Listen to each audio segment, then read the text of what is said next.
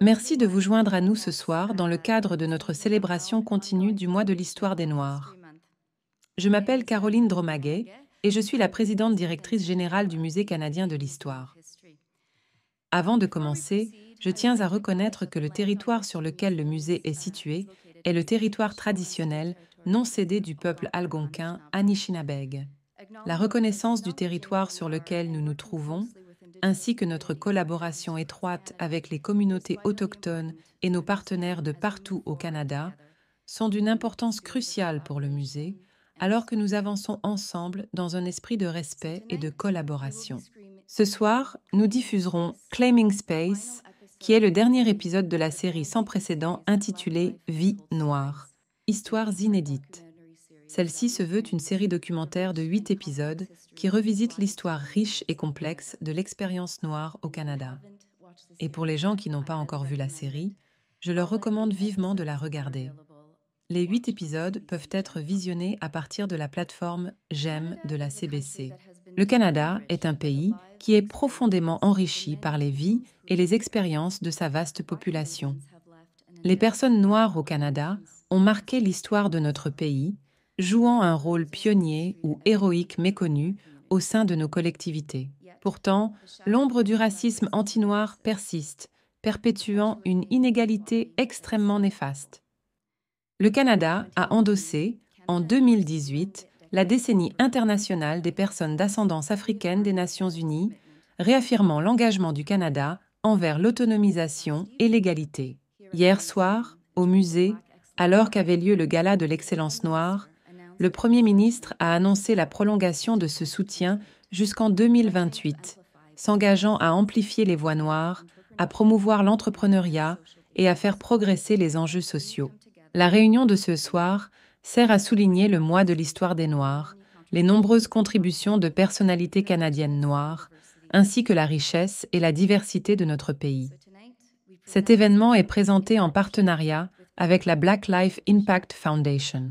Notre partenariat avec la Fondation a été des plus exceptionnels. Ensemble, nous avons travaillé à l'élaboration de 4 modules de formation sur l'histoire des communautés noires au Canada. 2 trousses seront disponibles sur notre site web plus tard, ce mois-ci, alors que 2 autres devraient être ajoutées ce printemps.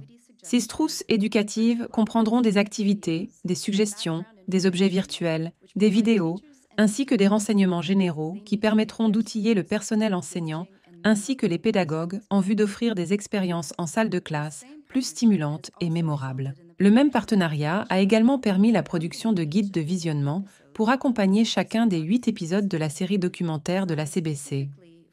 Conçus spécialement pour les membres du personnel enseignant et les élèves, ces guides servent à fournir un contexte supplémentaire aux récits présentés à l'écran, en réunissant les voix de la collectivité et en présentant des histoires riches directement dans les salles de classe de l'ensemble du pays. On ne peut sous-estimer l'importance de transmettre ces contributions aux jeunes du Canada. Une partie de notre mission consiste à veiller à ce que les gens de partout au Canada se sentent les bienvenus et qu'ils se sentent représentés dans tout ce que nous entreprenons au musée. L'événement de ce soir, tout comme ce partenariat, répond directement à cet engagement continu. Les épisodes de Vie noire, histoires inédites que nous vous présenterons et qui feront l'objet d'une discussion, portent sur les migrations et les déplacements de personnes noires au Canada vers des endroits dans tous les coins du pays, notamment l'Alberta, la Saskatchewan, Montréal et Africville. Le déplacement et la migration de population sont des thèmes indéfectibles et incontestablement intégrés à notre histoire commune, présentée dans la salle de l'histoire canadienne, l'exposition phare du musée. Par exemple, vous y trouverez l'histoire d'Afriqueville, des pensionnats pour autochtones, des internements de guerre et des personnes réfugiées ou immigrantes de partout dans le monde. J'espère sincèrement que vous apprécierez la projection de ce soir, qui sera suivie d'une discussion entre spécialistes et d'une période de questions, et que vous serez avec nous pour la réception qui aura lieu tout de suite après. Une fois de plus, je tiens à remercier chaleureusement la Black Lives Impact Foundation. Ce fut un véritable plaisir de travailler et de collaborer avec votre équipe pour préparer cette gamme de ressources importantes. Mes collègues et moi, nous réjouissons à l'idée de collaborer avec vous et de poursuivre notre travail. Rendons donc hommage à notre passé, confrontons notre présent et façonnons un avenir que nous pourrons considérer avec fierté et où nous pourrons prospérer et nous épanouir. Avant d'introduire notre prochaine oratrice, il me reste une toute petite question à régler. Si vous n'avez pas eu l'occasion de prendre un casque d'écoute à l'entrée du théâtre et que vous préfériez suivre les discussions en français, nous vous invitons à en ramasser un après la projection du premier épisode. Je crois qu'il reste plusieurs casques d'écoute pour les gens qui aimeraient en avoir un.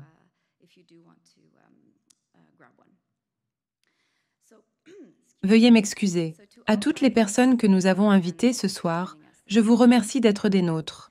Une soirée comme celle-ci ne serait pas possible sans l'appui du commanditaire de cette série, le groupe Banque TD. J'aimerais maintenant inviter Anna Hughes Moreau, vice-présidente des opérations et de la prestation de services aux entreprises, services partagés, à venir prononcer quelques mots, et ça, c'est tout un titre. Anna, la parole est à vous.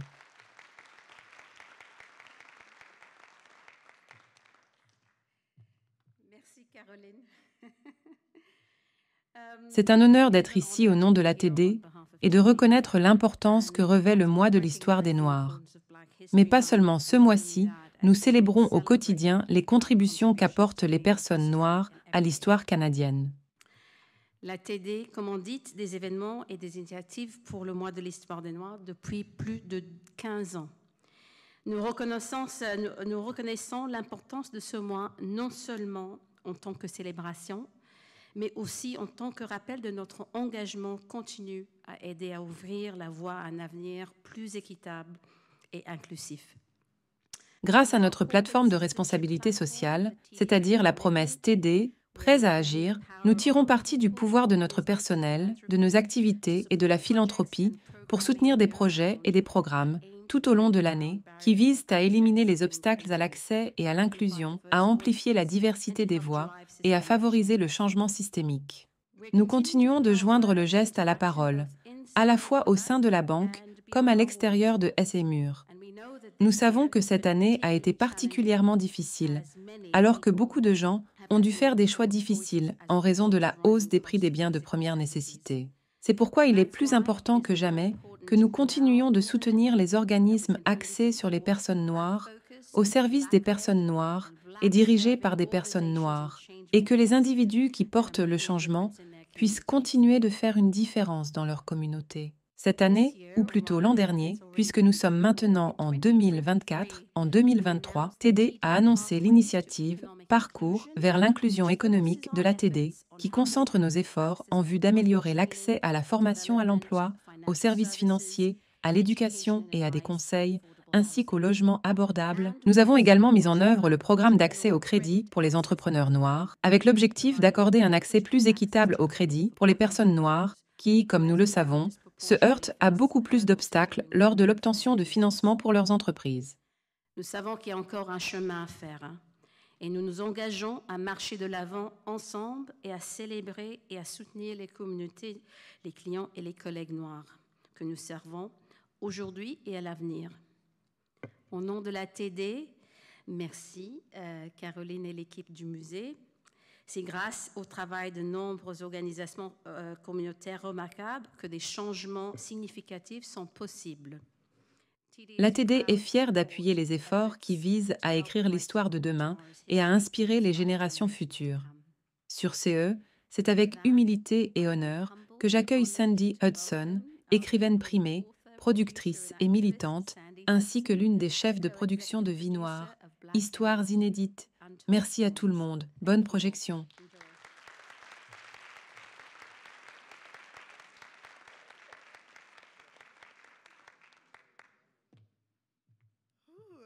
Bonsoir. Bonsoir.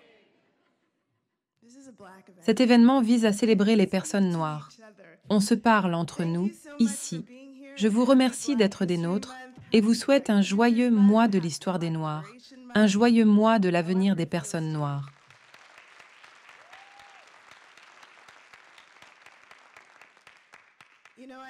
Cependant, j'aimerais juste ajouter un tout petit quelque chose avant la projection.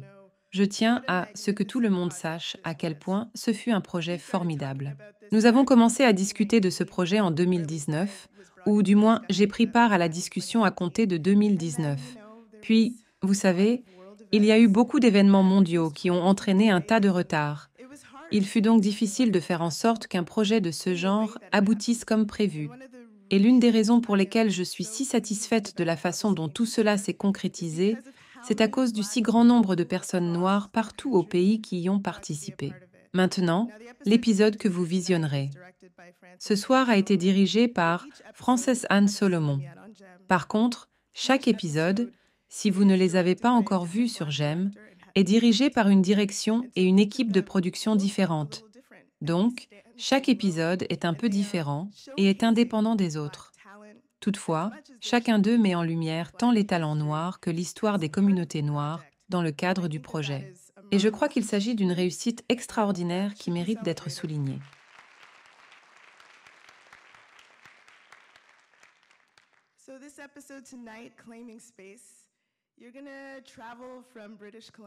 Pour l'épisode de ce soir, vous voyagerez de la Colombie-Britannique aux prairies en continuant vers Montréal et la Nouvelle-Écosse.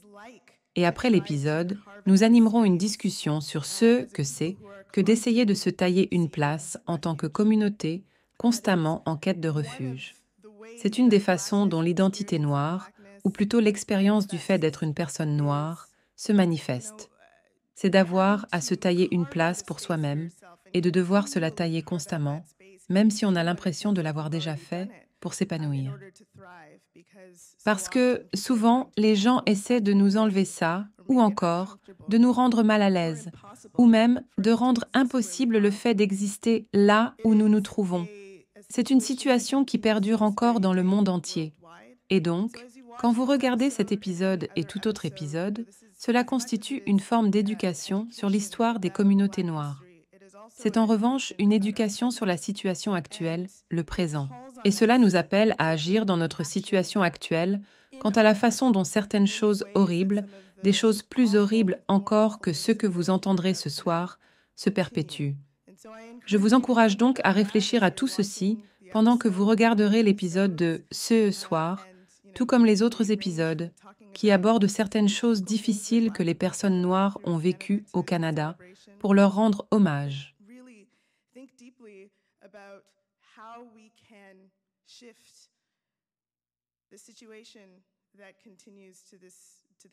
Mais réfléchissez sérieusement à la façon dont nous pouvons changer la situation qui perdure, qu'il s'agisse de personnes qui cherchent refuge, littéralement en tant que personnes réfugiées ici, ou de façon dont les communautés noires continuent de ne pas obtenir le soutien dont elles ont besoin, se heurtent au fait qu'elles doivent souvent composer avec des formes de discrimination systémique et aux gens de ces communautés qui, malgré tout, continuent à vivre, à prospérer et à faire partie de la communauté comme nous l'avons toujours fait, à travers les épreuves.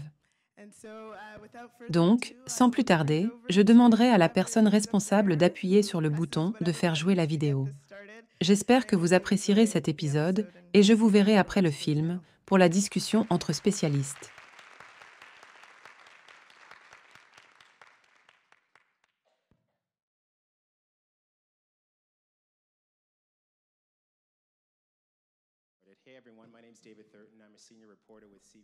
Bonjour tout le monde, je m'appelle David Thurton et je suis journaliste pour CBC News au bureau du Parlement.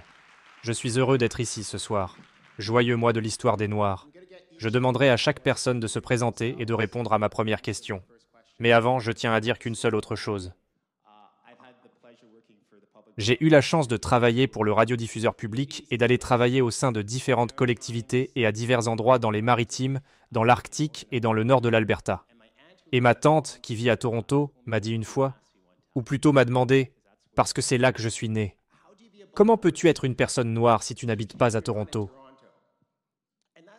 Et cette question m'a toujours frappé parce que, vous savez, les gens au Canada ont cette impression qu'il y a certaines communautés et certains endroits où l'on ne peut être une personne noire, où y vivre sa véritable identité noire.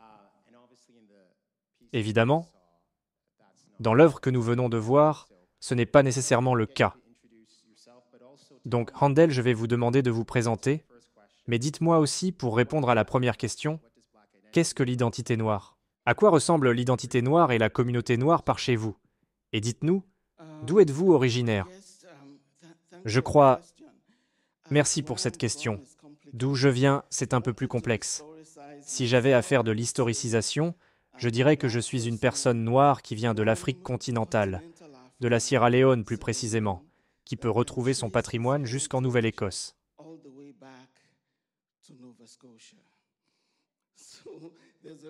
Il y a donc un renversement dans la façon dont vous percevez l'identité noire. Je suis professeur en sciences de l'éducation à l'Université de la Colombie-Britannique. En parlant de ces histoires inédites, de ces présences indicibles, je pense à l'identité noire sur la côte ouest, à Vancouver plus précisément, où on dit qu'il y est difficile d'être une personne noire. Je suis un immigrant. Je fais partie de la raison pour laquelle l'identité noire est étrange dans sa diversité, dans sa nation diversifiée. La nation singulière qui dicte comment on est une personne noire à Vancouver, mais qui est diversifiée parce que les gens viennent de tellement d'endroits différents. L'Afrique continentale, c'est ce à quoi les gens pensent lorsqu'ils pensent aux personnes noires, et j'en fais certainement partie.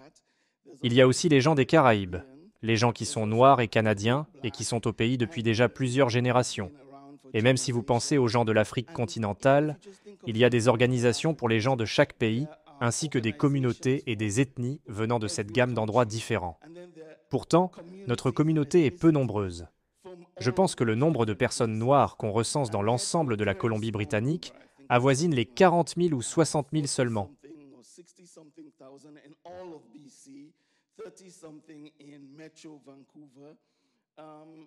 Dont environ 30 000 qui se trouvent dans la région métropolitaine de Vancouver. Il n'y a donc qu'en février qu'on nous invite avec insistance à être des personnes noires. Après cela, les gens oublient qu'on existe. Et je dis aux gens, vous savez, je peux faire ce que vous me demandez de faire en avril ou en juillet, je serai toujours noir, vous pourriez encore m'inviter. C'est une impression que laisse cette série qui m'a beaucoup interpellé, au sujet de votre idée de ce que ça signifie d'être une personne noire. Je ne pense pas que vous souhaitez nécessairement faire un signe de tête noire à Toronto, mais vous le faites certainement à Vancouver. On s'en sert et il est nécessaire. On le fait même parfois ici dans la capitale nationale, dans la région de la capitale. On le fait à Toronto. À Toronto, un peu moins. D'accord. Donc, David Austin, je vous passe maintenant le flambeau. Allez-y, pourquoi pas. Pour commencer, bonsoir tout le monde. Avant que je réponde directement à la question, j'aimerais revenir sur quelque chose que Sandy a dit au début. Comme vous savez, c'est tout un événement de voir cette série porter ses fruits après plusieurs années de travail. En 2024 maintenant. Je me souviens également lorsque le projet en était à ses balbutiements, et n'était qu'une simple conversation avec Leslie Norville et quelques autres personnes qui étaient de passage à Montréal pour discuter de la possible création d'une série.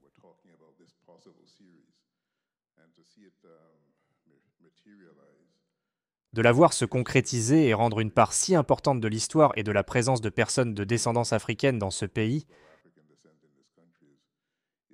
est un jalon très important. Et pour l'un des épisodes, celui intitulé « Révolution Remix », qui remonte aux années 1960 à Montréal, je me souviens d'avoir appelé Robert Hill de la Jamaïque, qui a été professeur d'histoire diasporique afro-américaine et noire à l'UCLA pendant de nombreuses années, pour lui dire qu'on voulait l'interviewer pour cette série, alors qu'il se trouvait en Jamaïque à l'époque. Il y a eu ce genre de pause au téléphone et il est devenu tout ému. On l'entendait presque sangloter dans l'appareil.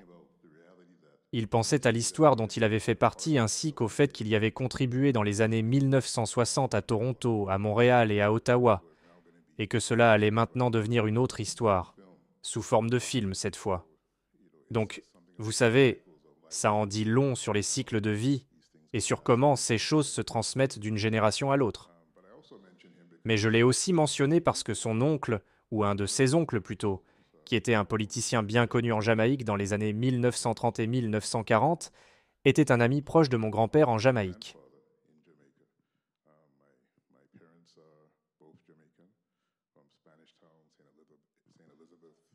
Mes deux parents venaient de la Jamaïque et ont habité des villages espagnols, dont Sainte-Élisabeth et Kingston, ainsi que d'autres parties de Clarendon.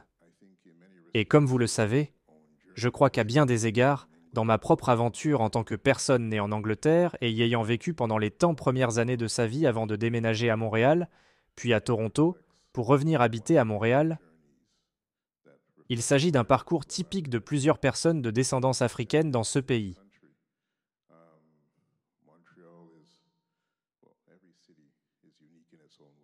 Chaque ville étant unique à sa propre façon, Montréal est une ville particulière en raison de la politique liée à la langue et à la culture, et du fait qu'elle attire un large éventail de personnes de milieux très variés. Du Congo, du Sénégal et d'Haïti, évidemment, qui comptent la plus grande population noire, et des gens des soi-disant Caraïbes anglophones, ainsi que de Cuba et d'autres endroits.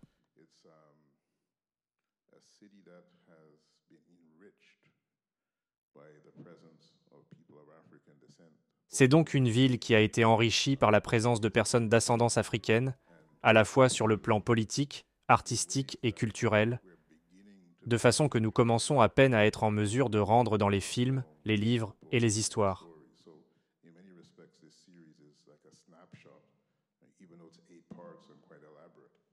Donc, à bien des égards, cette série est comme un aperçu, même si elle est très élaborée. C'est le début de récit, en fait. Parce qu'il y a tellement plus de choses à dire sur la façon dont les personnes de descendance africaine, qui forment une communauté relativement petite comparativement à celle qui se trouve aux États-Unis, ont contribué de façon disproportionnée à façonner cette société. Sandy, parlez-nous de vous, puis répondez à la question.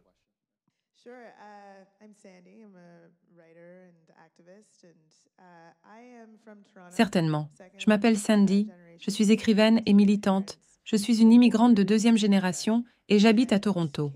Mes parents sont originaires de la Jamaïque et ont immigré au Canada de différentes façons. J'ai grandi dans une famille de la classe ouvrière. Mon père travaille toujours à l'aéroport Pearson de Toronto, où il assure la prestation de services d'entretien sur des avions, tandis que ma mère, pendant une grande partie de ma vie, était ce que l'on considère comme une mère au foyer.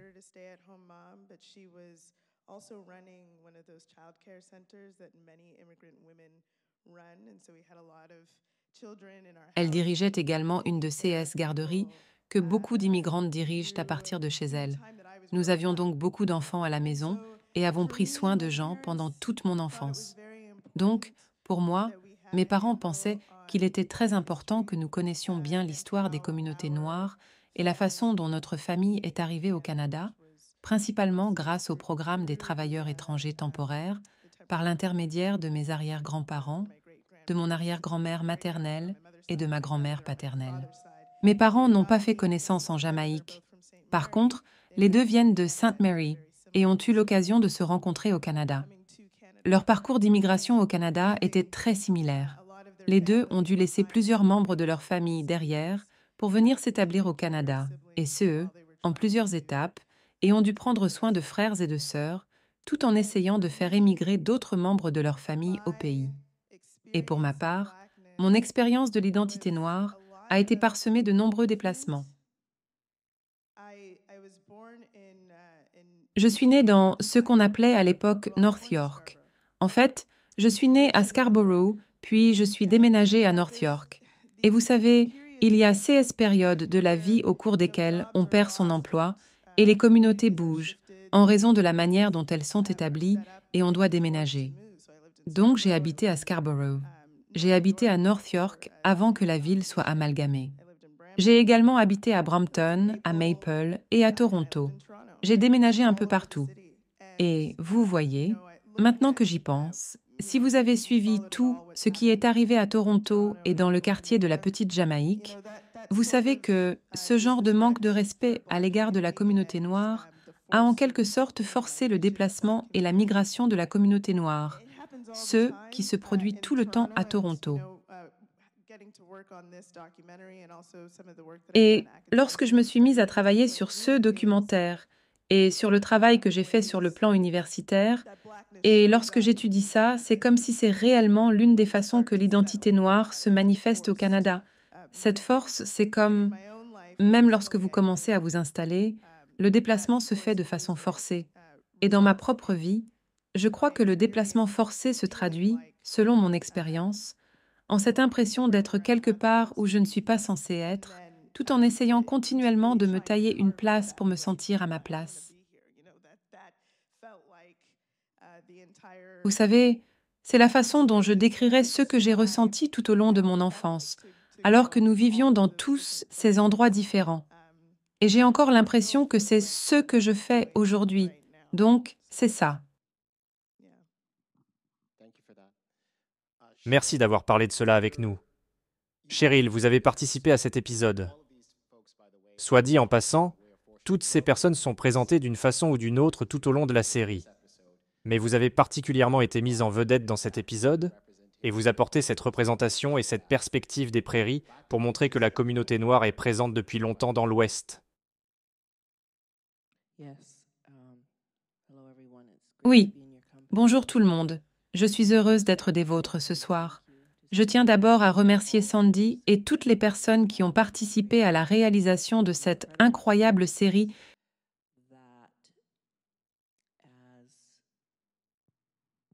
qui, comme David Austin l'a mentionné, compte 3 David. Il est donc important que je sois précise. Il s'agit juste d'un avant-goût. Vous savez, cette série pourrait comporter 80 épisodes et ça ne serait toujours pas assez pour vous donner toute l'histoire. Mais souvent, nous pensons à ce genre de choses. Oh, il y a tellement d'histoires à raconter et nous finissons par ne jamais commencer. Pourtant, vous avez commencé. Donc pour cela, je vous remercie. Oui, je suis l'arrière-petite-fille de William et Katie Glover et de Rufus et Drusilla Smith, et je suis ici en raison de l'amour que j'éprouve pour ma communauté et de l'incroyable respect que j'ai pour elle. À quoi ressemble l'identité noire par chez moi? Vous savez, je crois que les chiffres sont toujours sous-estimés. C'est quelque chose que j'ai appris au cours de mes recherches. Pour vous expliquer très brièvement cette anecdote, je devais trouver un homme noir, dont je savais qu'il était noir et qu'il habitait Calgary en 1914. J'ai donc fouillé le recensement de 1911 et j'ai trouvé son nom. Mais dans la transcription, il avait été inscrit comme étant norvégien. Et je me suis dit, d'accord, il y a peut-être une autre personne avec le même nom que lui qui était d'origine norvégienne. J'ai donc fait une vérification de concordance, ce que je dois faire constamment dans le cadre de mon travail. Je suis revenue sur mes pas et je me suis rendu compte que c'était bien lui. Puis, en regardant sur la page, j'ai vu qu'il y avait une dizaine d'autres personnes qui vivaient dans le même immeuble que lui, sur la rue Forth, à Calgary, en 1911, et qu'elles étaient toutes inscrites comme étant norvégiennes. J'ai donc fouillé davantage, et effectivement, ces personnes étaient toutes noires. Quoi qu'il en soit, nos chiffres sont souvent sous-estimés dans ce que beaucoup de gens considèrent comme des sources de recherche primaires. Vous ne voyez peut-être pas Calgary comme un espace noir, mais moi, oui. Je pense en fait que chaque coin de la ville de Calgary en est un. Cependant, il y a beaucoup de jeunes personnes noires qui vivent dans ma ville et qui ne se sentent pas les bienvenues ou qui ont l'impression qu'elles ne sont pas à leur place. Donc, j'ai dévoué ma vie à les aider à comprendre. Non, tu es à ta place ici, tu es à ta place ici, et nous sommes ici depuis moins longtemps que tout le reste du monde. Nous ne sommes pas ici depuis des dizaines de milliers d'années. Vous savez, 10 000 ans comme les premiers peuples. Mais vous étiez ici quand même. Les gens qui vous ressemblent sont ici depuis l'arrivée des colons venus d'Europe. Je pense que si vous demandiez à différentes personnes ce que signifie d'être une personne noire à Calgary, elles auraient des réponses différentes à vous donner. Parce que, comme l'a dit Handel au sujet de Vancouver, nous avons des gens de partout dans le monde, des personnes noires de partout dans le monde, et bon nombre d'entre elles ont leur propre groupe et réseau de soutien. Il faut donc en quelque sorte choisir de vivre son appartenance à la communauté noire en englobant tous ces groupes. Et une grande partie de ce choix se fait dans le milieu des arts. Donc pour moi, l'identité noire à Calgary ressemble aux arts. Mais j'ai en fait 2 réponses. Ma deuxième réponse est que des fantômes m'accompagnent partout où je vais. Je vis une vie dans l'ombre d'un passé noir dans ma ville. J'y suis née, et j'y demeure toujours.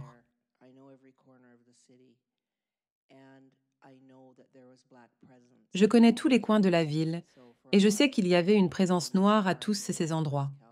Beaucoup de gens penseront immédiatement à Bonus Park, dans le nord-ouest de Calgary. Pour moi, c'est un espace noir parce que mon oncle noir était le paysagiste qui a planté les arbres qui s'y trouvent et parce qu'il était un pasteur et qu'il insistait pour nous y voir grandir de façon heureuse. Nous y faisions souvent des pique-niques. Ma famille fréquente encore ce parc aujourd'hui. Ce sera toujours un espace noir pour moi. Voilà donc ma réponse en 2 parties. L'identité noire est incroyablement diversifiée à Calgary. Choisir de vivre dans une communauté noire est un choix, mais des fantômes m'accompagnent quand même partout parce que nous étions partout. David Woods, vous travaillez à Halifax. Comment répondriez-vous à cette question?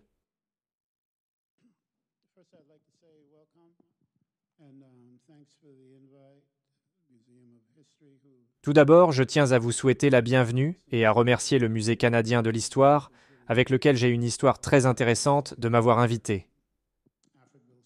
Je suis donc heureux d'être ici. La dernière fois que j'y ai mis les pieds, nous avons mis en scène des récits d'Afriqueville.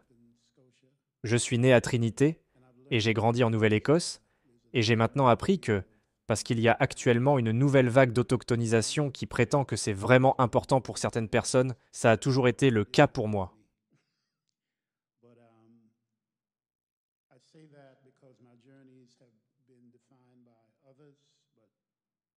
Je dis cela parce que mon parcours de vie a été défini par d'autres personnes. Mais mon vrai parcours, parce que j'ai grandi sans mes parents, un peu comme orphelin et mentalement et tout ça, eh bien, mon oncle, dès un très jeune âge, a commencé à me donner des livres. J'étais un lecteur insatiable, donc j'ai tout appris. Ce qu'il y avait à savoir sur les personnes noires, et je ne savais pas que c'était inhabituel avant d'arriver au Canada. Parce que ce n'est qu'à ce moment-là que j'ai réalisé que j'avais vécu à côté d'une plantation d'esclaves pendant mon enfance. Un petit homme blanc qui s'appelait Monsieur Jelitso vendait des mangues et tout le reste, et possédait tout ce qui était à la vue. On dit que cet homme blanc et sa femme auraient tué quiconque aurait tenté de les voler, ce qui ne faisait aucun sens. Car comment leur aurait-il été possible de savoir si on leur avait volé quoi que ce soit? Je l'avais fait moi-même. Mais c'est alors que j'ai compris. J'ai vécu à côté d'une plantation d'esclaves pendant toutes ces années et personne ne m'en avait jamais parlé. Puis j'ai fréquenté l'école secondaire Dartmouth et été président du conseil étudiant. On m'a annoncé qu'il y avait un emploi à Preston, où vivent toutes les personnes noires. On m'a embauché, et toutes les personnes noires qui étaient membres du conseil m'ont dit que je ne survivrais pas sans enfants.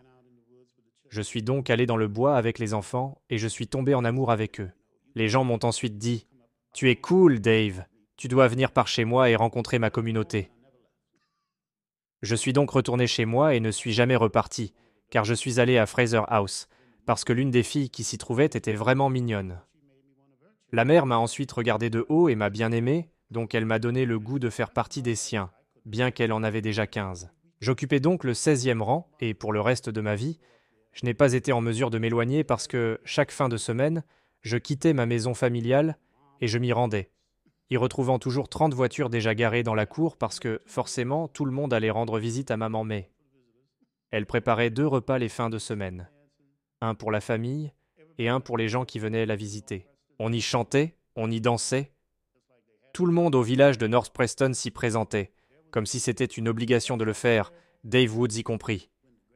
J'étais de la partie tellement souvent qu'après la naissance d'un petit enfant, c'était une grande plaisanterie parce que le père était décédé, et l'une de ses tantes, en me pointant du doigt, demandait à l'un des petits-enfants, qui devait avoir environ 4 ans, « C'est qui celui-là » Il lui a répondu, « C'est un des compagnons de maman May. » Mais la Nouvelle-Écosse était vraiment intéressante parce qu'une trentaine de communautés noires s'y trouvaient. Les gens là-bas vous diront une 50aine, parce qu'ils ne cessent d'en rajouter, mais c'est qu'elles étaient aussi des communautés très statiques. Vous savez, la vie de ces personnes était très circonscrite. Vous pourriez toutes les définir de façon similaire. Tout le monde fréquentait la même église. Tout le monde avait habituellement la même profession. Tout le monde travaillait soit dans le bois, soit à Preston à construire des routes. Tout le monde était dans le même bateau, et tout le monde faisait plus ou moins la même chose. et vous ne pouviez pas déménager en ville parce que personne ne voulait vous y louer un logement. Vous pourriez donc définir tout cela. Mais cette vie est aujourd'hui différente parce que, vous savez, les gens se sont déplacés vers d'autres lieux et vous avez donc des communautés statiques au charme d'antan, de personnes âgées, de communautés mourantes et d'églises de moins en moins achalandées. Ensuite, il y a la ville, bien sûr. Vous savez, les personnes de descendance africaine ont migré vers la ville. Et pour la première fois depuis environ 2018, le gouvernement s'est un jour réveillé et a découvert que l'âge moyen en Nouvelle-Écosse était d'environ 50 ans et qu'il n'y avait pas assez de gens pour entretenir même les plus petits des villages. On a donc finalement eu des vagues d'immigration. Nous avons maintenant des gens d'Afrique et de la Jamaïque, en chiffres réels, et nous avons des personnes noires qui sont médecins, et tous les petits villages blancs qui ont des églises catholiques ont des prêtres noirs. Et c'est vraiment bizarre, parce que la Nouvelle-Écosse s'est privée de racisme très stratifié. Maintenant, quand je me promène au Cap-Breton et à tous ces endroits, c'est un petit médecin noir qui s'occupe de mademoiselle Lucie. Puis, il y a le Nouveau Monde maintenant.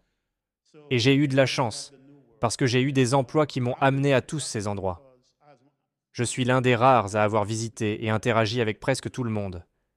Et au fur et à mesure que les gens mouraient, j'ai réalisé que c'était moi, le réservoir de connaissances qui n'avait jamais été partagé. J'écris donc des pièces de théâtre, je crée des émissions, je fais toutes sortes de choses parce que je me sens très troublé lorsque les gens meurent et que leur histoire s'arrête là. À l'heure actuelle, j'ai une pièce intitulée The Secret Codes Story in Canada. Elle est à Toronto en ce moment et nous espérons pouvoir l'emmener ici. Et cette pièce porte sur 100 ans de courte pointe afro-néo-écossaise. Nous venons également de terminer une pièce sur le 2e bataillon de construction. Mais personnellement, ma conception de l'identité noire est très semblable à ce qu'a expliqué Cheryl tantôt. J'ai toujours senti que j'appartenais à tout l'amalgame. Je ne me suis donc jamais défini comme un étranger ni comme un non-étranger. Et, vous savez, quand je suis entré dans certains endroits, c'était toujours avec le sentiment d'être vraiment intéressé par ce qui s'y passait. Je pose des questions et je fais rire les gens. Et j'en savais assez pour être en mesure de trouver ma place. Une de mes grandes amies était Wanda Robson, la sœur de Viola Desmond. Nous avons été proches pendant 20 ans. Je ne savais pas ce qu'en pensait son mari, car nous nous parlions tous les soirs. Elle était ici l'an dernier, je crois, ou il y a 2 ans, et elle m'a raconté toutes les histoires de Viola Desmond. Et en fait, en raison de notre interaction, elle a entamé tout. Ce processus et son portrait s'est retrouvé sur un billet de $10. Votre relation et l'histoire de la Nouvelle-Écosse sont si riches que nous pourrions en parler indéfiniment.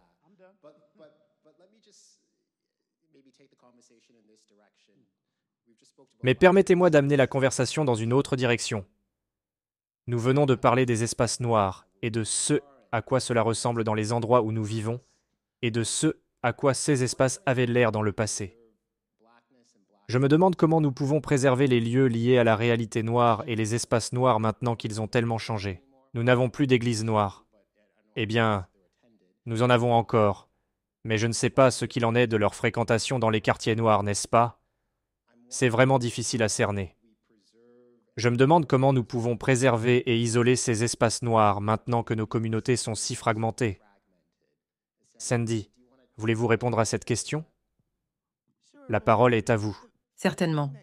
Eh bien, la première chose qui me vient immédiatement à l'esprit, et c'est ce qu'on a dit dans le film documentaire, c'est que ce qui a été tenté est en quelque sorte impossible à atteindre.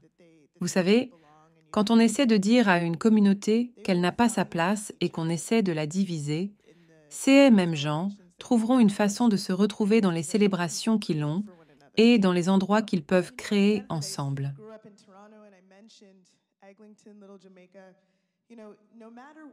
Donc, vous savez, j'ai dit que j'ai grandi à Toronto et j'ai mentionné Eglinton, la petite Jamaïque. Peu importe où nous vivions en ville, et même quand nous vivions à l'extérieur de la ville, chaque 2 dimanches, nous allions à la boulangerie Sunlight pour nous acheter du pain à pâte dure fraîchement cuit. Et mon père allait chez Wisdom pour se faire couper les cheveux avec mon frère. Chez le coiffeur, c'est ça? Chez le barbier, oui. Nous allions au salon de coiffure. En même temps, vous savez, et les personnes qui fréquentaient ces endroits sur Eglinton, Même si on nous repoussait, nous allions à Eglinton et c'est là que nous nous retrouvions, entre nous, les fins de semaine. Et il y a une expérience semblable le long de Bathurst.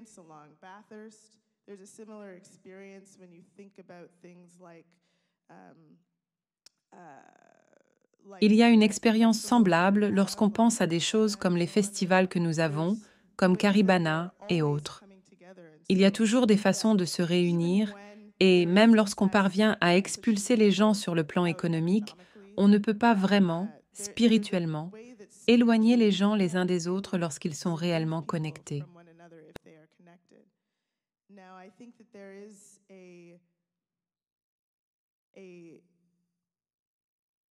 Maintenant, je pense qu'il est important de continuer à créer cet espace, de refuser de le quitter et de veiller à ce que les gens d'une communauté restent connectés par ces espaces.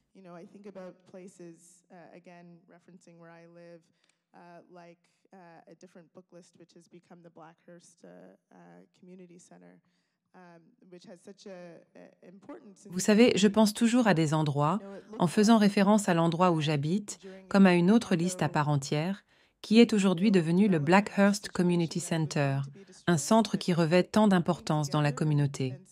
Il semblait qu'on allait le détruire pendant la phase de construction de condominiums. Mais les gens se sont rassemblés et se sont dit qu'on ne pouvait pas faire ça.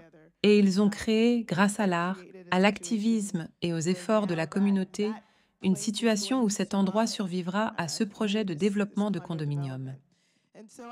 Je pense donc qu'il y a une façon de... Grâce à l'activisme,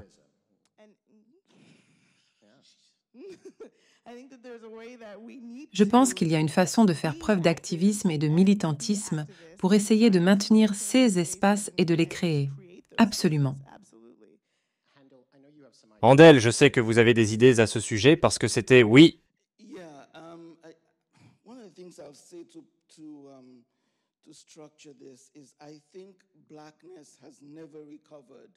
Oui. L'une des choses que je dirais pour structurer cela, c'est que je pense que l'identité noire ne s'est jamais remise de la perte du quartier Hogan's-Alley pour la communauté noire de Strathcona à Vancouver. Et c'était l'endroit où l'identité noire existait de pair avec, assez récemment après la colonisation de Salt Spring Island et après le régiment des African Rifles, une ou deux personnes qui étaient devenues importantes, Newton, Gibbs, entre autres.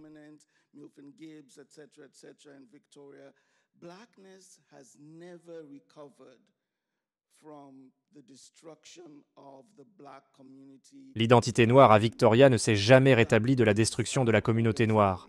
C'était Hogan's-Alley, ou, comme je préfère l'appeler, la communauté noire de Strathcona. Et cela signifie que l'identité noire est dispersée, et que la ville de Vancouver est devenue si dispendieuse que la plupart des personnes noires ne peuvent pas y vivre. Il y a donc des personnes noires dans les banlieues, dont Surrey et New Westminster, mais elles ne sont pas ensemble.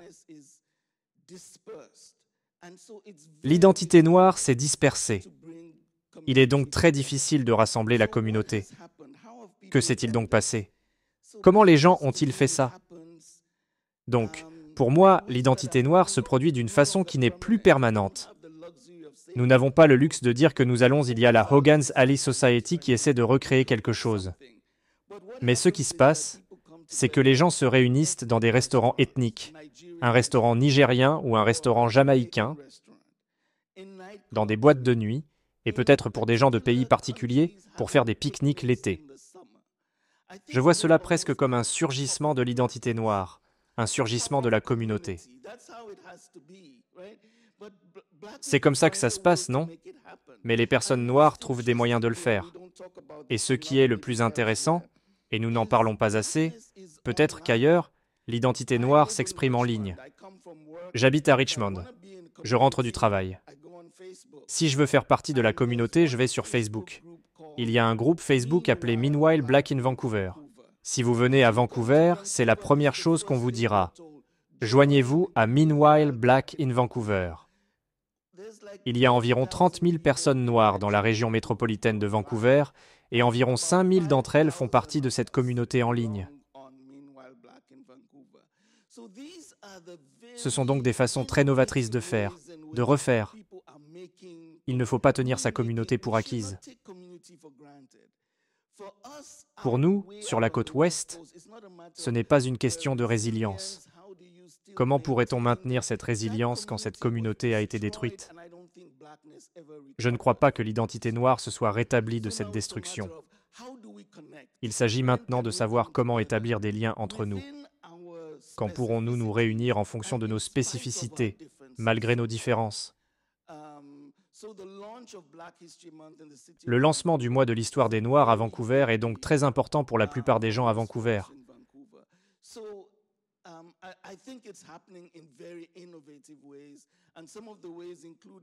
Je pense que cela se fait de façon très novatrice. Nous sous-estimons peut-être l'importance d'inclure la présence en ligne. D'accord, je pense qu'à un moment donné, nous allons répondre aux questions de l'auditoire.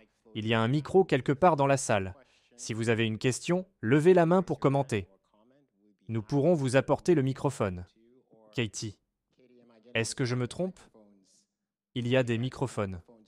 D'accord? Oui, il s'agit de microphones. Cela vous permet de voir le niveau central de la portée. Pour les gens qui auraient des questions, vous pouvez faire la file derrière le micro pour nous les poser. Pendant que vous trouvez le courage de vous avancer, permettez-moi de vous poser la question suivante. Nous nous réunissons dans la région de la capitale nationale. J'y suis depuis 2019. J'ai remarqué que c'est devenu de plus en plus un espace noir. Nous voyons une députation noire de plus en plus importante, ou encore une présence noire au Sénat. Nous voyons le recours collectif des personnes noires, ou des fonctionnaires du niveau fédéral intentent des poursuites contre le gouvernement, ou du moins espèrent le faire.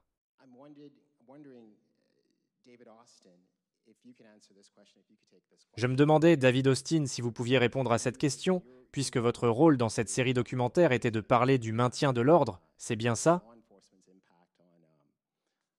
Les répercussions du maintien de l'ordre sur le corps et la vie de personnes noires à Montréal, de même que le fait qu'Ottawa a une communauté noire de plus en plus grande et présente, si je puis m'exprimer ainsi, est-ce que cela a eu une incidence sur l'environnement politique, lorsque l'on considère comment le gouvernement fédéral cible nos communautés? Qu'en pensez-vous?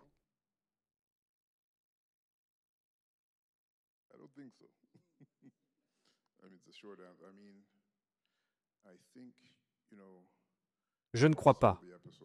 Ce que je veux dire brièvement, c'est que j'ai eu la chance de regarder plusieurs épisodes à maintes reprises, et j'ai vu la destruction de la Petite Bourgogne et des autres communautés, en particulier la Petite Bourgogne, parce que c'est la communauté que je connais très bien, car j'ai travaillé dans ce quartier. Et à bien des égards, comme l'a dit Handel, la collectivité ne s'est jamais remise de cette perte économique.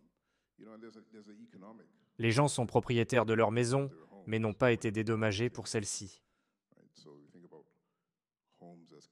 Les maisons sont considérées comme du capital et pourraient être décrites comme de la richesse intergénérationnelle. Ensuite, nous discutons, puis nous regardons les statistiques en fonction du taux de chômage et de pauvreté. Et ainsi de suite. Tout cela se reflète dans cette expérience qui remonte à cette époque.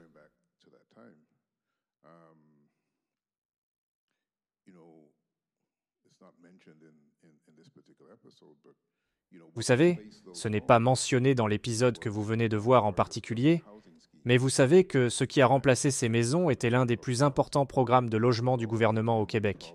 Oui, les logements subventionnés. Et avec tous les problèmes qui en découlent sur le plan de la pénurie de ressources, d'écoles moins bien équipées, même la simple disponibilité de choses de base comme les épiceries et des aliments sains et des choses comme ça. Et les personnes noires sont ou étaient jusqu'à tout récemment encore nombreuses dans ce quartier. Elles sont juste plus dispersées maintenant.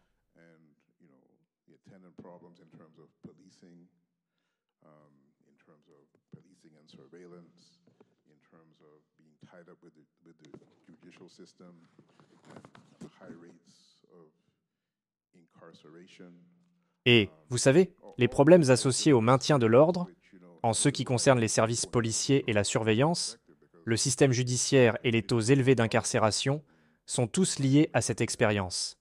Et c'est pourquoi je pense qu'il est si important d'avoir une perspective historique, parce que nos communautés sont pathologisées comme ayant des taux de criminalité élevés et pauvres, comme si la pauvreté était arrivée magiquement. Et, vous savez, nous pouvons retracer ces problèmes jusqu'aux moments qui ont été rendus dans ces épisodes. Notre dilemme en est un duboisien. Webb Dubois a parlé du problème de la ligne de partage des couleurs. Mais quand il a parlé de ce problème mondial, il a vraiment posé la question suivante. Qu'arrive-t-il à un peuple qui s'est émancipé, mais qui n'a toujours pas été libéré?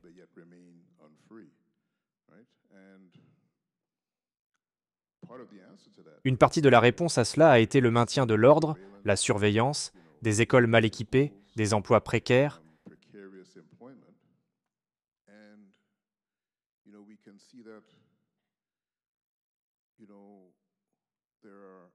Et on peut voir qu'il y a un certain nombre de personnes des milieux universitaires et professionnels de toutes sortes qui représentent symboliquement le fait que des choses ont changé de façon assez spectaculaire pour certaines personnes. Mais ce qui se passe vraiment, c'est un exemple de la façon dont on peut avoir une progression et une régression en même temps. Parce qu'il y a plus de gens incarcérés aujourd'hui qu'il y en avait au cours des années 1960.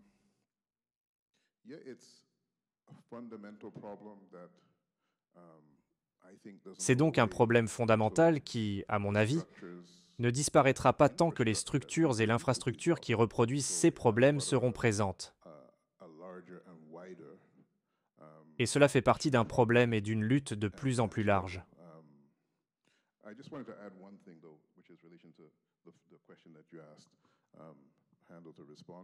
Je voulais juste ajouter une chose, cependant, qui se rapporte à la question que vous avez posée à Handel. Et c'est que, vous savez, je pense qu'en ce qui concerne les espaces, la musique est vraiment importante, n'est-ce pas? Pour ce qui est de soutenir les collectivités. L'église que nous avons vue dans le film est aussi une église, un lieu de rencontre. Et c'est en fait une église qui travaille beaucoup avec les gens qui sont récemment remis en liberté. Elle fait donc du travail de justice pour les personnes incarcérées, en quelque sorte. Mais la chanson, la spiritualité, la musique, nous sous-estimons aussi l'importance du rôle de l'art, y compris l'art visuel et la littérature. Il y a un épisode qui parle des artistes. L'un des épisodes porte sur l'art et les artistes dans le contexte canadien. Tout cela fait partie de ceux qui aident à soutenir les personnes d'ascendance africaine dans ce qui a toujours été, et continue d'être, un environnement hostile, pour le dire honnêtement. Qu'en est-il de vous, Cheryl? Aimeriez-vous répondre à cette question? Laquelle? L'une ou l'autre. Mais ce que je veux dire,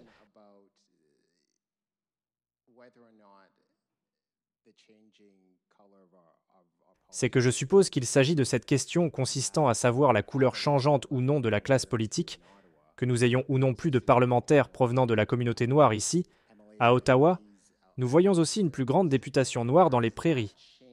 La situation a-t-elle changé? Que les politiques du gouvernement et la politique changent?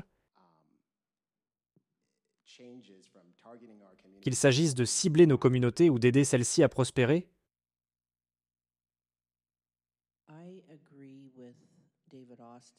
Je suis d'accord avec David Austin que rien n'est garanti.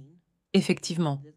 Ce que vous décrivez est un changement assez récent, et je suis assez vieille pour savoir qu'il faut parfois attendre de voir comment les choses se passeront. Je dirais aussi que le simple fait de compter les chiffres n'est pas la solution.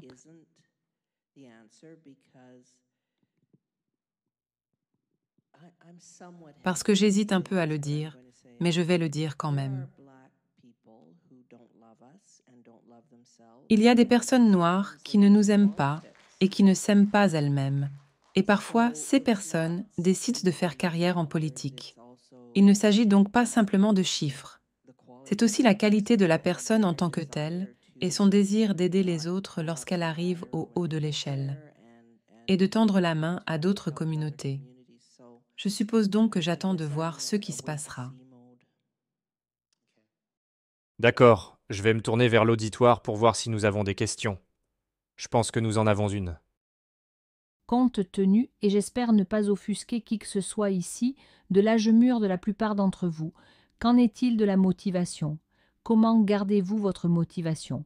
Parce que la majeure partie de notre histoire est passée sous silence.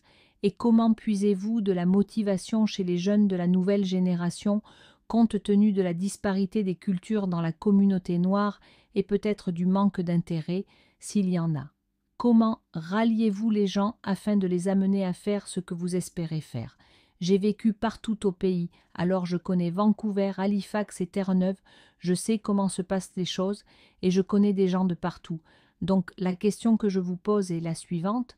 Comment procédez-vous pour motiver les gens d'un bout à l'autre du pays? Comment trouvez-vous les arguments?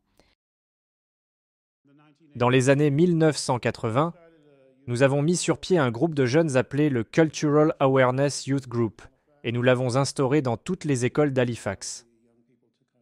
Cela a permis aux jeunes de définir en quelque sorte un espace dans des environnements qui étaient très hostiles. À cette époque, il n'y avait ni histoire noire, ni personnel enseignant noir. Ce groupe ont donc triomphé, et presque tous les gens qui ont participé à ce groupe font partie de la génération dirigeant notre communauté aujourd'hui. L'une des choses que j'ai apprises, parce que j'ai été très engagé dans le processus, et que pendant un certain temps nous avions 15 groupes de jeunes dans les écoles, c'est qu'il y a cet état de manque et qu'il faut fournir les connaissances, l'information et la structure aux gens pour leur permettre d'assouvir cet état de manque. Ce n'est pas que les gens ne sont pas intéressés ou qu'ils ne sont pas motivés, c'est qu'il doit y avoir une place, un espace pour leur permettre d'exprimer leurs différents intérêts. Et lorsque les gens se sont mis à découvrir qu'ils pouvaient faire partie de choses qui leur permettaient de triompher, ils ont mis la main à la pâte. Et ils l'ont fait sans obtenir de financement. C'est sans compter tout ce qui se rattache habituellement à la prestation de programmes. Ces gens avaient donc leur propre émission de télévision, leur propre jeu questionnaire sur l'histoire des communautés noires et leur propre voyage vers d'autres communautés. Et tout le monde s'est épanoui de différentes façons, dans les domaines de l'art et de la musique. Je crois qu'en grande partie, il s'agit de fournir des connaissances aux gens, et de ne pas supposer que les gens sont en quelque sorte déconnectés mentalement, parce que, d'une certaine façon, nous vivons dans le monde.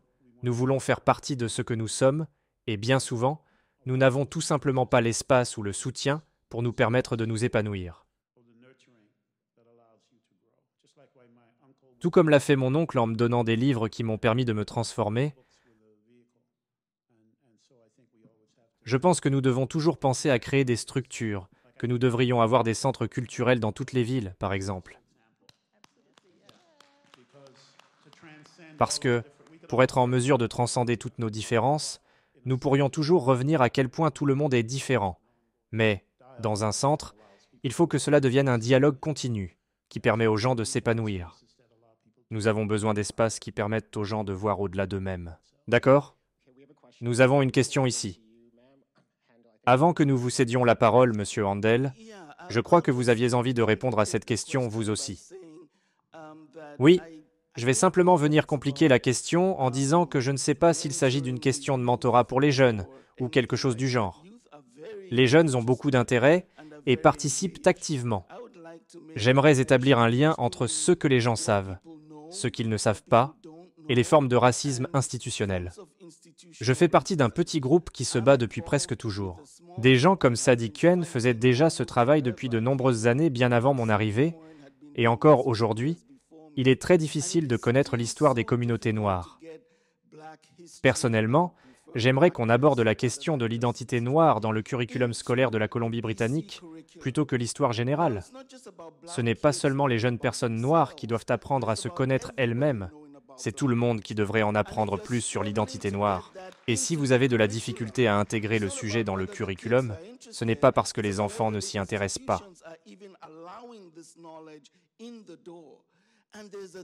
C'est plutôt la question consistant à savoir si les institutions autorisent même d'enseigner ce genre de connaissances. Comme David Austin l'a mentionné au sujet des arts, il y a des œuvres d'art extraordinaires qui sont produites et conservées par des jeunes de la communauté noire dans des endroits comme Surrey, ce qui, à mes yeux, est époustouflant. Ces arts noirs sont pratiqués et prospèrent. Il s'agit donc de connaître quels sont les débouchés, les façons dont les personnes qui se font maintenant plus vieilles peuvent dire que nous pouvons encore continuer de défendre les droits. Les activistes sont là. Il s'agit de jeunes activistes. Et ces personnes sont tout à fait là. Les gens doivent être tenus informés et être en mesure d'en faire plus. Il faut aussi que les institutions emboîtent le pas et s'attaquent au racisme anti-noir qui sévit dans nos institutions et qui fait de ces choses un problème permanent qu'il faut régler. D'accord, merci. Je crois qu'on a une question ici. Bonjour, je tiens à vous remercier du fond du cœur. Vraiment merci. Je vous suis reconnaissante. Je viens de Montréal. J'ai fréquenté le NCC où j'ai appris à danser. Ma famille s'y rendait tous les samedis. Pour vous, c'était le pain. Pour moi, c'était les cours de danse. Et cela m'a permis d'amener cela avec moi, à Ottawa. Je donne actuellement des cours de danse afro-caribéenne depuis maintenant 30 ans. Malheureusement, pendant la pandémie, vous savez comment les choses se produisent. Mais l'héritage se perpétue d'une manière différente. Je suis très reconnaissante. Pour dire honnêtement, je le suis. J'ai été tellement émue par l'épisode, parce que je me suis vue. Et dans l'esprit de Sankofa, parfois vous devez vous arrêter et regarder derrière vous pour voir où vous allez. Et c'est ce que cet épisode a fait pour moi. Donc pour cela, je vous remercie. Je travaille dans le secteur de la lutte contre le racisme, de l'équité et de l'inclusion. Je travaille actuellement pour Infrastructure Canada jusqu'à demain, puis travaillerai dans le secteur de l'immigration, dans le cadre du programme d'établissement et d'intégration. Il y a des choses que nous pouvons faire, peu importe d'où nous venons. Ottawa est une ville gouvernementale, mais il y a des choses que nous pouvons faire au quotidien dans notre espace de travail pour améliorer les choses, pour les communautés noires, bien sûr, mais aussi pour toutes les communautés. Pour moi, l'histoire des communautés noires ne s'arrête pas en février. Cette année, nous avons 29 jours d'histoire. Non, c'est quelque chose qui doit avoir sa place 365 jours par année et je crois que nous devons changer les choses. Je ne crois pas que cette responsabilité incombe uniquement aux personnes noires. L'histoire des communautés noires est aussi l'histoire canadienne. C'est tout ce que j'avais à dire. Bonjour, je suis un immigrant somalien de première génération. Je voulais simplement dire que j'ai découvert par hasard l'expérience des personnes noires du Canada en regardant le film Black Ice. Il s'agit du documentaire qui a été réalisé, je crois, en collaboration avec la CBC Black Afro. Je pense que les communautés noires de la Nouvelle-Écosse, qui avaient leur propre ligue de joueurs de hockey et qui se disent maintenant « Désolé, je suis un peu émue parce que c'est en train de se passer ici et de devenir quelque chose de gros, à notre insu, comme mon ami et moi en avons parlé. » On ne parlait pas de ce genre de choses dans les écoles. Je suis l'un de ces enfants qui ont grandi dans le système scolaire à Ottawa, au sein duquel les communautés noires n'ont jamais été mentionnées, alors j'ai pensé que tout le monde avait immigré comme moi pour découvrir qu'en fait, nous sommes ici depuis 400 ans. Je tiens donc à remercier l'équipe. Et ma question consiste à savoir à quel point il a été difficile d'obtenir du financement pour votre projet. D'où vient-il et qu'en est-il des 80 épisodes? Je suis curieux de savoir quand nous aurons l'occasion de voir ces 80 épisodes, parce qu'il s'agit d'une histoire qui doit être racontée. Bien sûr, effectivement. Eh bien, en ce qui concerne le financement qu'a octroyé la CBC pour ce documentaire, au tournage, la CBC avait dépensé plus d'argent sur celui-ci que sur toute autre série documentaire. Donc c'est une somme sans précédent. Le documentaire a été approuvé en 2020. Elle est aussi tombée à point nommé, je crois. Mais je pense qu'il y a des choses qui se passaient dans le monde qui ont permis de transformer notre projet en réalité, parce qu'il était indispensable. Je ne sais pas pourquoi, mais je suis certaine que des gens ont déjà présenté cette même idée avant, mais je ne sais pas pourquoi ça a pris autant de temps pour qu'un projet comme celui-ci se concrétise. Mais je dirais qu'en ce qui concerne ce financement, la CBC y a consacré pas mal d'argent, étant donné qu'il était très difficile de rassembler les récits. Je ne peux pas vous décrire à quel point la tâche s'est avérée extrêmement difficile, parce que nous avons tellement appris. Vous savez, des spécialistes d'histoire et des universitaires de partout au pays ont participé à cette initiative, ensemble, ainsi que des gens du domaine des arts ou d'autres secteurs. Tout le monde s'est réuni pour en faire partie. Tout le monde avait une histoire à raconter. Les premières ébauches de certains récits étaient très longues, en plus d'avoir à notre portée du personnel de recherche en archives qui effectuait un tas de recherches. Et à un moment donné, nous nous sommes dit « Mon Dieu, nous en avons beaucoup trop. Qu'allons-nous faire avec tout ça ? Il devrait peut-être y avoir une deuxième et une troisième saison, ne croyez-vous pas ?» Ce fut très, très difficile de trancher. Je veux dire, vous pouvez vous dire que vous avez vu tous les différents établissements sur une carte, au bout du compte. Vous savez, comment décider de dire « c'est si difficile et bouleversant de vivre quelque chose » et de se faire dire « eh bien, nous allons choisir une autre histoire plutôt que la vôtre ?» Parce que vous vous posez la question « qu'est-ce que je dis vraiment à cette personne lorsque je décide de trancher son histoire, qu'elle aura une autre occasion de le faire à un moment donné ?» Et donc, finalement, il a été décidé qu'il y aura un supplément numérique qui fera partie du documentaire, où plus de renseignements seront donnés. Nous sommes en train de créer un site web où on sera en mesure de fournir un peu plus de résultats des recherches archivistiques qui ont été faites. On est aussi en train de préparer un livre avec des collaborations de partout au pays, qui contiendra un autre complément d'informations. Je pense que les gens qui travaillent sur ce livre veulent simplement, dans la mesure du possible, offrir tous ces renseignements parce qu'ils sont hébergés à tellement d'endroits différents qu'il peut s'avérer assez difficile de les obtenir, surtout en ceux qui a trait à l'information qui figure dans certains des documents d'archives au Canada. Vous devez payer pour y avoir accès. Alors je veux dire, la réponse était incroyablement difficile, mais vous savez, nous avons réussi à faire quelque chose de beau. Ce que je recommande, c'est que nous ayons des institutions culturelles où nous pouvons héberger nos ressources. Nous avons besoin d'une institution canadienne comme le Schomburg ou le Musée national des États-Unis, qui ont fait de la promotion.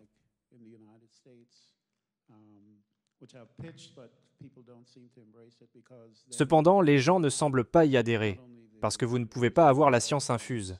Mais tant de connaissances disparaissent sans avoir été transmises. Par exemple, il y a un autre documentaire qui a été réalisé dans les années 1970, je crois, intitulé Fields of Endless Day, un autre intitulé Seven Shades of Pale.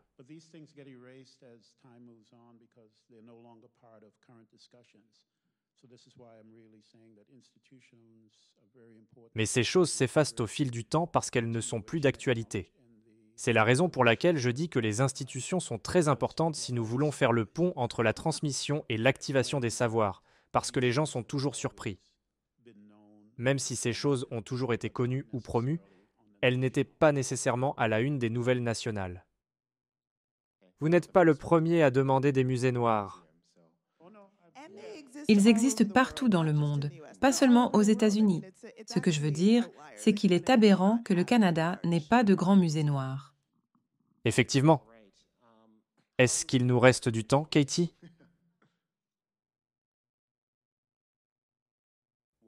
A-t-on le temps de répondre à une dernière question? 2 dernières questions. D'accord. Si l'on peut fournir des réponses brèves, je crois qu'on a le temps d'en prendre 2. Je n'ai pas pu m'empêcher de remarquer qu'il y avait une ombre sur votre exposé, dans lequel vous parliez de la perte de votre communauté. Mais quand vous venez ici et racontez une histoire que les gens n'ont jamais entendue auparavant, nous nous épanouissons ensemble, et pour moi, cela reflète la communauté. Vous êtes toujours là. Ensemble, nous formons une communauté qui croit et qui apprend de cette histoire que vous transmettez aujourd'hui. Bonjour, je représente l'Ontario Black History Society. Je suis venue de Toronto aujourd'hui pour participer à cet événement. J'ai rencontré David Woods à Halifax alors que j'y dirigeais une tournée et Katie s'est jointe à nous lorsque nous avons dirigé cette tournée au nom de l'OBHS et de l'Emancipation Festival d'Owen Sound. Je m'identifie comme une noire de 5e génération dont la famille est arrivée par l'entremise du chemin de fer clandestin. J'ai un arrière-grand-père dont j'ai pu retracer les origines à Murfreesboro, au Tennessee, et à Owen Sound. Là-bas, il y a une communauté très dynamique qui souligne le jour de l'émancipation. Cette année marquera le 162e anniversaire de l'arrivée de mon aïeul. Ma famille est venue s'établir aux États-Unis dans les années 1850. Et tout ce travail que vous effectuez, tout le travail que des sociétés comme l'OBHS font, on ne peut pas en faire assez pour que cette histoire soit racontée.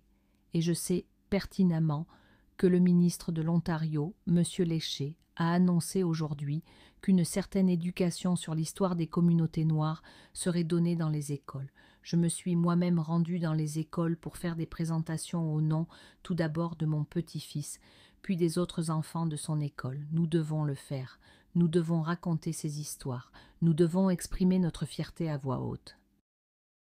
Une grande partie de ce que nous avons vu constitue une superbe et magnifique célébration de l'adversité et des difficultés auxquelles nous avons dû faire face.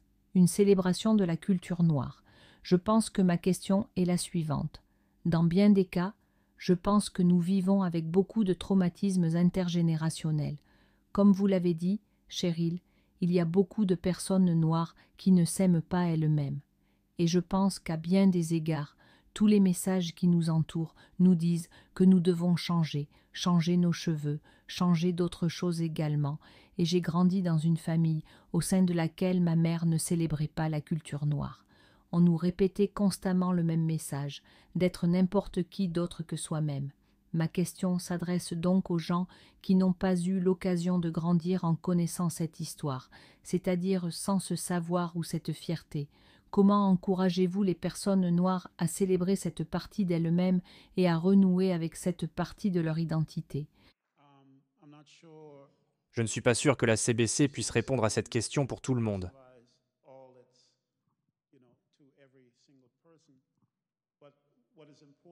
Mais l'important, c'est que nous montrions les preuves de ces choses de façon accessible pour que les gens puissent comprendre. Cela leur permettra alors de faire les liens avec ce qu'ils veulent savoir et ce qu'ils ont besoin de comprendre. Je l'ai mentionné, lorsque nous avons mis sur pied les groupes de jeunes de sensibilisation culturelle dans les écoles, il y avait de jeunes personnes noires qui se haïssaient, étant donné qu'on leur enseignait toujours qu'elles ne faisaient pas partie du groupe. Finalement, elles s'y sont intéressées parce qu'elles parlaient des reliquats de la langue goula, et j'étais familier avec les goulas, donc elles ont pu deviner que leurs ancêtres venaient de la Caroline du Sud. Toutes ces choses qui n'avaient jamais été connues, incluant leurs origines. Tout ce que je peux dire, c'est que les gens, c'est-à-dire chaque personne, ont un besoin personnel qu'ils recherchent dans l'identité noire ou en se réconciliant avec leurs origines. Mais cela vient du fait que nous le mentionnons, vous savez, en reconnaissant toutes les différences de notre histoire, parce que ce n'est pas un élément isolé. Pour vous dire, j'ai grandi avec des enfants qui ont vécu dans un foyer pour jeunes personnes noires en Nouvelle-Écosse. Un certain nombre de ces personnes ont été blessées par cet établissement, tandis que d'autres considèrent avoir été sauvées par ce même établissement. Et donc, encore une fois, nous ne pouvons pas réconcilier tous les dommages différents qui ont été faits. Parce que certains d'entre eux sont attribuables au fait d'être une personne noire, d'autres à la pauvreté, ou autres. Vous savez, quand vous parliez de votre mère, j'ai grandi auprès d'une femme avec des enfants qui désignaient les gens de leur peuple par le mot en N, même si elle en faisait elle-même partie, et qu'elle encourageait ses enfants à ne pas reconnaître leur propre parenté. Donc ce genre de choses se passe. Mais encore une fois, la preuve, ce qui permet de corroborer les faits dans l'histoire, et cela m'épate même en tant qu'écrivain, c'est que de parler de ce genre d'expérience dans un livre permet à une personne de s'examiner et de se trouver elle-même de différentes façons. Mais encore une fois, les institutions sont très importantes, parce qu'elles permettent à ce dialogue d'être continu, et pas seulement de temps à autre, et pas seulement de façon statique. Ce genre de choses peut constamment évoluer.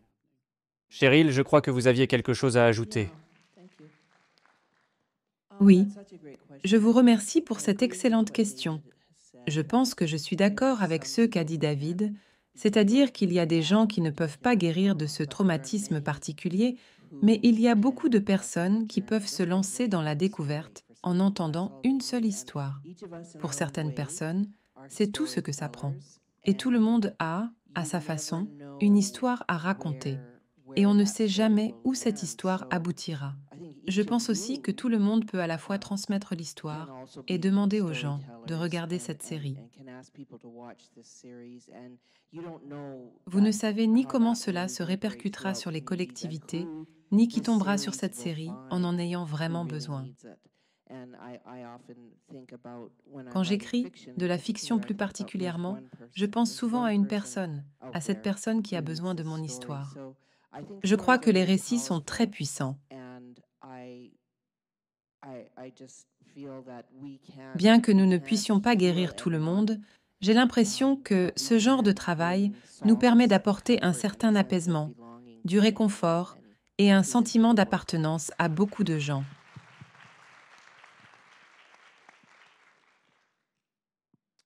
C'est bien. Sur ce, je tiens à remercier l'auditoire d'être venu poser ces excellentes questions ce soir, ainsi que les membres de ce groupe de spécialistes extraordinaires de nous avoir parlé de leur histoire, de notre histoire et de notre avenir. Merci beaucoup.